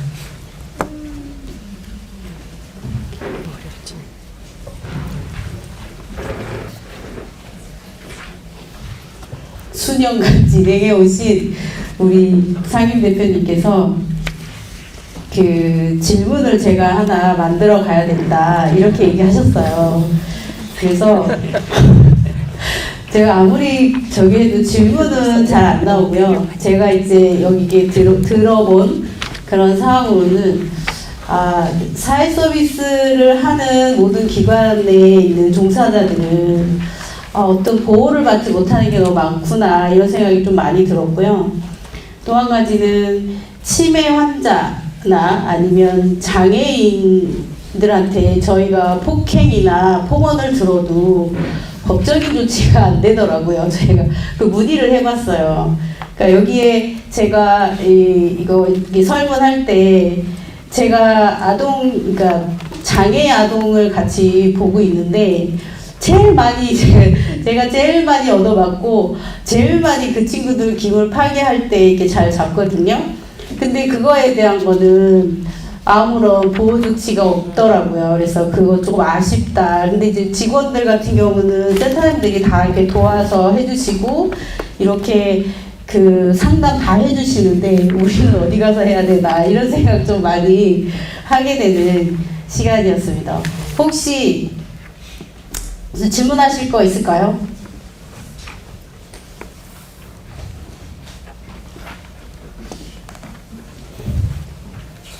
궁금한 사항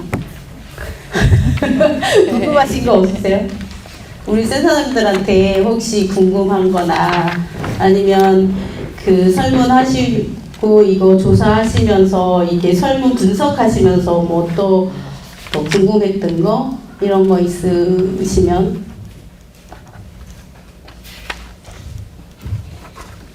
전 사회자 좀 도와드려야 될 것 같아요. 감사합니다. 우리 주관자신 윤동세 대표께서 아까 직급에 따른 차이가 좀 있다고 설명하셨는데 제가 잘 이해를 못했어요. 그 부분에 대한 좀 다시. 그럼 직급이 높은 사람이 인권 침해를 더 받는다는 뜻일까요? 네, 매우 좋은 질문입니다. 그 먼저 자료집 81페이지를 잠깐 좀 봐주시면요.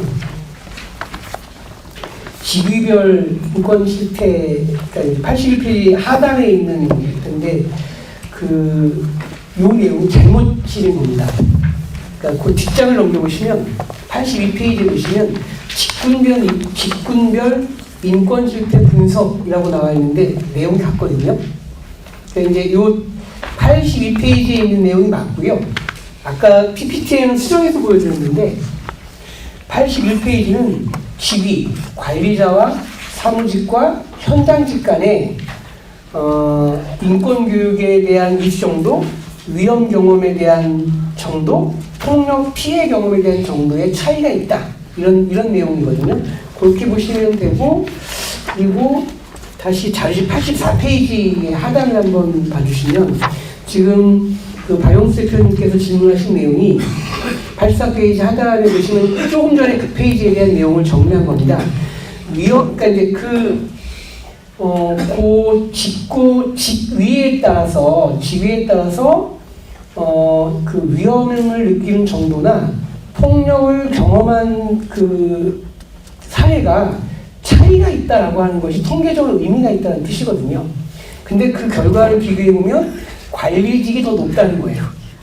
그러면 저는 이제 여기서 굉장히 큰 문제의식이 생기는 거죠. 왜냐하면 아까 각 그 회원사에서 사례로 얘기하는 것은 전부 현장직 분들이 현장에서 이용자분들이라든가 이 가운데서 느꼈었던 인권의 침해 사례들인데, 그런데 막상 설문조사에는 관리자들은 나는 그 그러니까 위험을 경험한 정도도 높고 또 폭력에 대한 피해를 받은 사례도 크다, 이렇게 더 많다고 답변을 한 겁니다.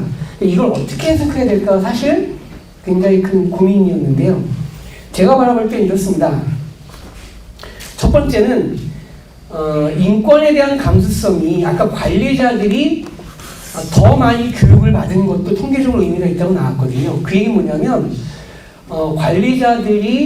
관리자와 그 다음에 그 사무직과 현장직이 있다면 현장직이 그 교육을 받은 횟수가 더 낮다는 뜻이고, 그러면 더 많은 교육을 받은 그 지위가 그 차별에 대한 그 인권에 대한 감수성이 높아졌을 것이다. 그러면 본인이 느끼는 감도가 예민해지겠죠. 다시 말해서 관리자들은 본인이 가지고 있는 인권 감수성에 따라서 어떤 상황을 나는 인권이 침해됐어라고 교육을 받은 횟수가 더 낮다는 뜻이고, 그러면 더 많은 교육을 받은 그 지위가 그 차별에 대한 그 인권에 대한 감수성이 높아졌을 것이다. 그러면 본인이 표현하지 못하는 것이 아닌가. 다시 말해서 현장에 있는 분들이 그 아까 사례에서 나온 것보다 실은 더 많지만 드러난 것은 이 사례 정도다라고 하는 것이 두 번째 이제 가능한 그 예측일 것 같습니다.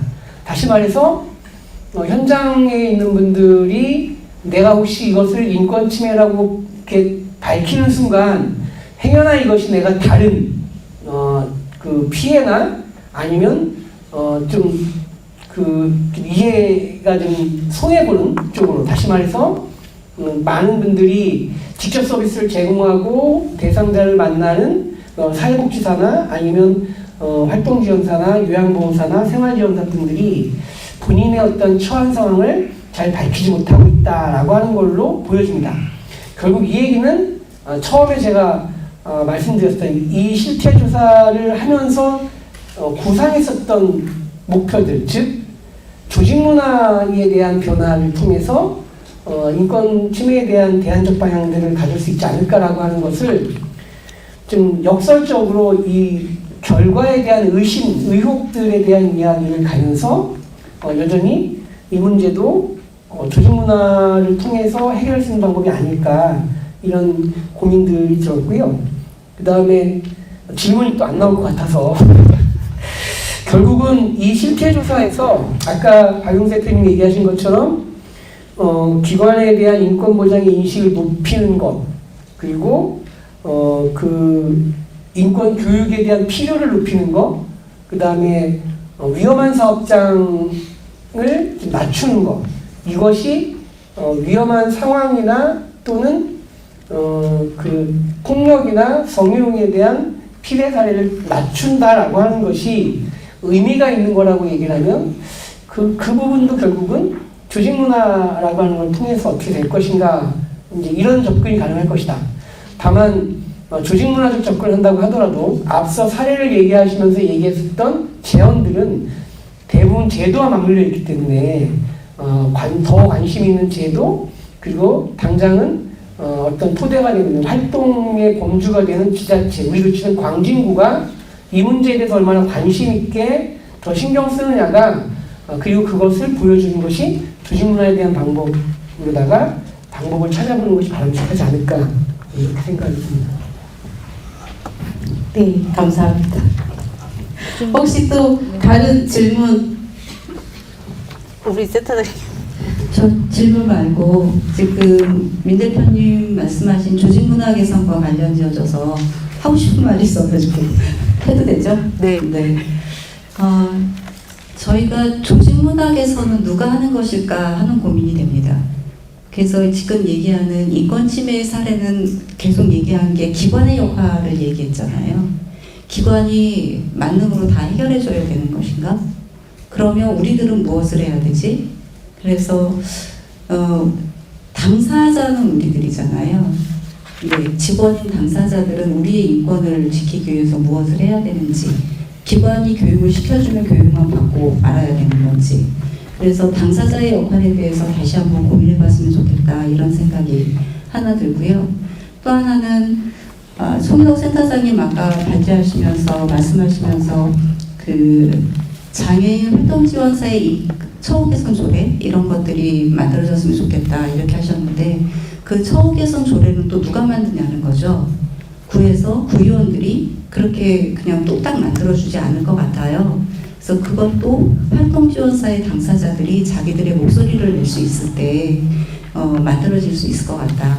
그래서 이 조직 문화나 아니면 우리들의 인권을 보호하는 것은 우리들 스스로가 우리들의 역할을 잘 만들어 나가는 것으로 되게 중요하다, 이런 생각이 듭니다. 네, 말씀 감사합니다. 저도 당사자가 움직이지 않으면 이거는 만들어지지 않는다는 거를 저희도 같이 하면서 배운 것 같습니다. 그리고 지금 현재 인터넷 상황이 좋지 않아서 실시간 방송이 좀 어려움이 있다고 합니다. 그래서 현재 녹화 중이니까 내일 업로드를 다시 하시겠다고 말씀하셨습니다. 혹시 또 더 질문 이런 건 없으실까요? 네. 없는 것으로. 질문 없는 것으로. 네. 한선혜 센터장님.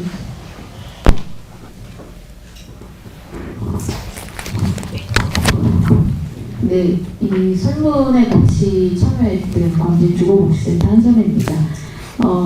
앞서 발제와 토론에서 이 실태조사의 목적, 이게 이제 조직 문화, 인권 감수성을 키우는 조직 문화를 좀 만들었으면 좋겠다라는 제안을 해서 실태 조사를 했는데 앞서도 발제에서도 말씀하셨던 것처럼 실제 결과는 사실은 조직 문화보다는 제도라든지 고충 처리 제도를 좀 적극적으로 활용하고 제도가 더 마련돼야 되고 이런 창구 마련 이런 거에 많은 의견이 나왔습니다. 이거는 사실 개개인이 문화를 만들기 위해서 장기적인 노력 이런 게 아니고 내년에 당장 저희 관련된 기관 또 저희 관련된 기관뿐만 아니라 방진구의 전체적인 그런 복지 종사자들을 위해서는 이런 제도 마련들 또 각각 기관들이 또 어떻게 이런 창고를 만드는지 고충 처리 관련해서 또 동일한 기준을 가지고 좀 다 같이 이렇게 수준을 좀 올릴 수 있는 이런 구체적인 방안 단기적으로 그런 것들은 할 수 있다고 생각합니다. 그래서 그게 이제 과제가 아닐까 생각했습니다. 이거는 질문 아니고 그냥 말씀하신 거로 네 알겠습니다. 그래서 마지막으로 오늘 발제해 주시고 제언해 주시고 또 사례 발표해 주신 분들의 마지막 20초 한마디 듣겠습니다. 이쪽부터 갈까요? 네.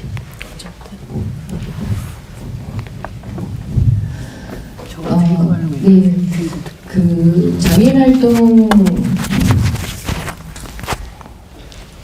활동지원사 처우 개선에 관련된 조례는 전국에 하나밖에 없습니다. 전라도에 있는 순창에 있는 게 하나고요. 어떤 사례도 없습니다. 그래서 광진구의 이런 조례 마련은 사실 당사자들이 많이 움직여야 된다는 거 맞고요. 그리고 장교형 요원의 이런 조례 제정은 정말로 당사자들이 움직여서 만든 그런 조례입니다. 조직 활동이 사전에 많이 있었다는 거. 그래서 저희들도 그렇게 해야 될 필요가 있고요.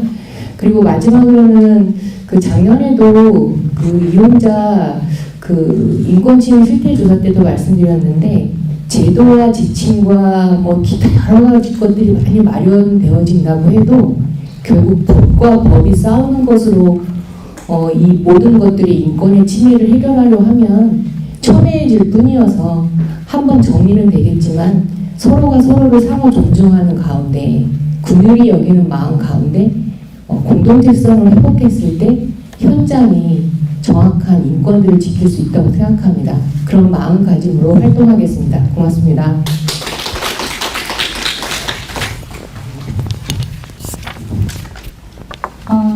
저희 목표가 좋은 돌봄을 제공하는 즐거운 일터 공동체거든요. 도대체 좋은 돌봄은 어떻게 실천해야 되고 즐거운 일터 공동체는 어떻게 만들어야 되는지 굉장히 고민이 많습니다. 좋은 돌봄을 실천한다는 것이 결국은 우리들의 인권을 지키고 그 다음에 이용자의 인권도 지키고 뭐라 그럴까요? 진짜 따뜻한 그런 돌봄 사회를 만들어 나가는 거라고 생각이 들어서 그런 환경을 만들기 위해서 더 노력해야 된다고 생각이 들고요. 또 하나는 아까 인권 감수성에 대한 문제가 우리가 있잖아요. 사실 인권 감수성을 높여나갈 수 있는 그런 직원들 간의 많은 대화, 그 다음에 많은 교육보다는 조금 더 의사소통할 수 있는 그런 구조들을 잘 만들어 보려고 노력하는 것이 필요하다고 생각이 드네요. 네, 감사합니다.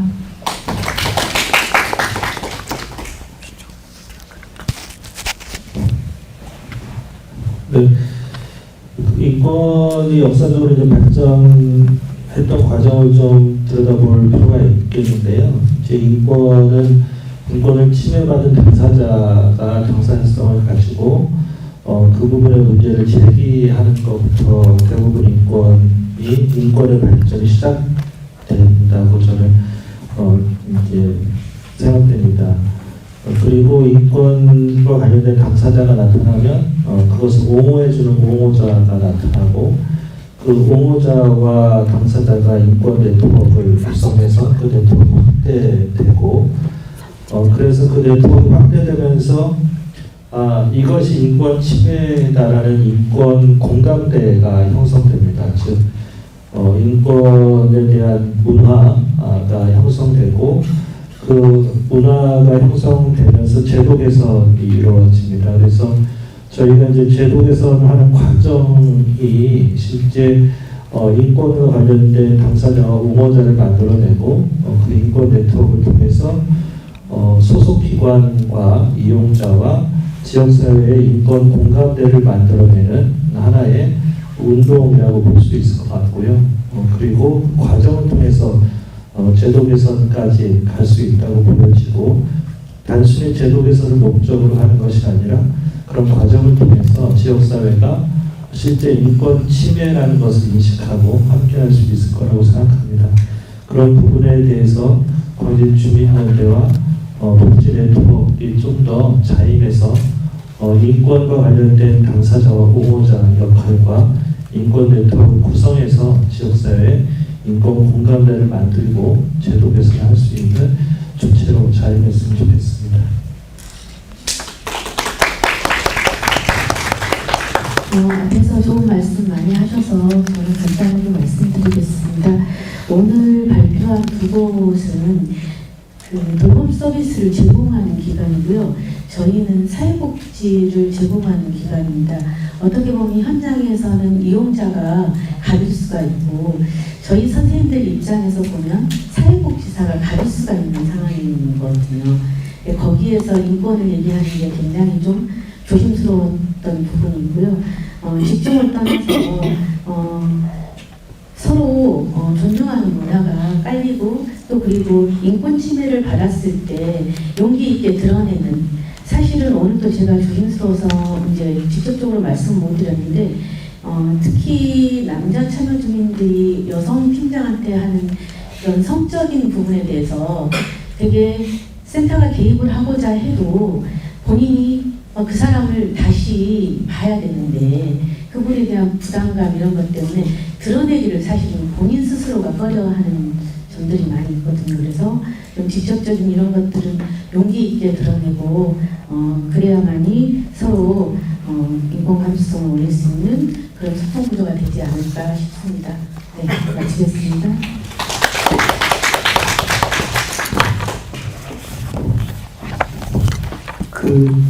짧게 이렇게 정리하고 싶습니다. 오늘 실태조사는 광진복지 네트워크라고 하는 순수 민간 조직들이 스스로 이 문제를 자각하고 내부적인 실태를 조사해서 공론화하는 겁니다. 그 결과를 들어보니 의미 있는 결과도 있고 여전히 부족한 한계도 있습니다. 그렇다면 이후에 해야 될 일은 저는 이제 광진구청에서 받아서 해야 될 일이라고 봅니다. 사회복지직 공무원을 포함한 광진구 내의 모든 사회복지 기관 시설들에 대한 종사자의 실태조사가 빨리 점수조사돼야 된다고 생각을 하고요. 오늘 이후에는 그러한 건의와 내용들을 다양한 방식으로 광진구청장 내지는 광진구 의회에 전달하는 그러한 계기가 오늘 되었으면 하는 바람입니다. 네, 꼭 전달됐으면 좋겠습니다. 네, 감사합니다. 오늘 참석해 주셔서 발제와 재원과 사례 발표해 주신 우리 발제자분들한테 다시 한번 박수 부탁드립니다. 너무 감사드리고요. 저희 사진 찍는다고 하셔서 네, 사진 어떻게 찍으실 건지 돌아앉아요. 뒤로 쭉 쓰시면 돼요. 앞으로 나오시라고 해야 돼요? 저희가 내려가는 거잖아요. 아니 저기 소중하게 거기 있어서 네 저희가 들어가요. 네네네. 시죠. 네. 그러면 사진 마지막으로 사진 찍고 우리가 앉아있고 포럼은 앉아있고 네. 끝내도록 하겠습니다. 저희 뒤쪽으로 올라와 주세요. 네. 이거 PT